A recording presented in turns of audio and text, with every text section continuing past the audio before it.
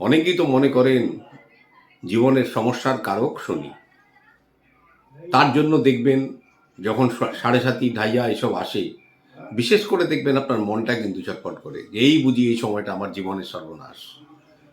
এই সময় অনেকে ভুলভ্রান্তিও করে বসেন, শনিদেবের জন্য একটা পাথর নিয়ে ফেলেন, এবং পাথরের মধ্যে অধিকাংশ ক্ষেত্রে দেখা যায় অ্যামেথিস বা এই জাতীয় জিনিস, এবং অনেকে হয়তো সেই সময় নীলাও নিয়ে বসে।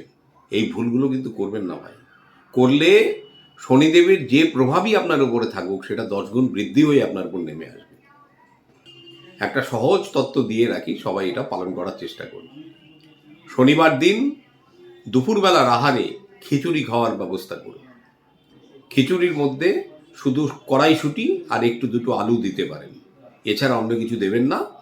টমেটো আপনার ইচ্ছে হলে দিতে পারেন, তার মধ্যে ফুলকপি, গাজর ফাজর এসব জিনিস দেওয়ার দরকার নেই। আর এর সাথে খুব বেশি হলে একটু আলুর স্লাইস করে 2-1টা ভাজা, না খেলে ভালো হয়।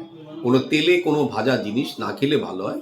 যদি না পারেন 1-2 পিস আলুর ভাজা, অন্যান্য কোনো জিনিস দুপুরবেলাটা বর্জন করুন।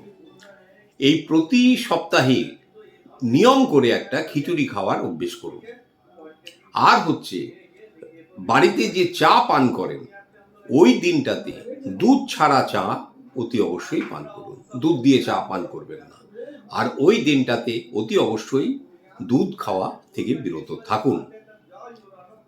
আপনি কিছুদিন একটু দেখুন, দেখলে বুঝতে পারবেন যে আপনার মধ্যে কি কি পরিবর্তন, অদ্ভুত পরিবর্তন ধীরে ধীরে নিয়ে আসে।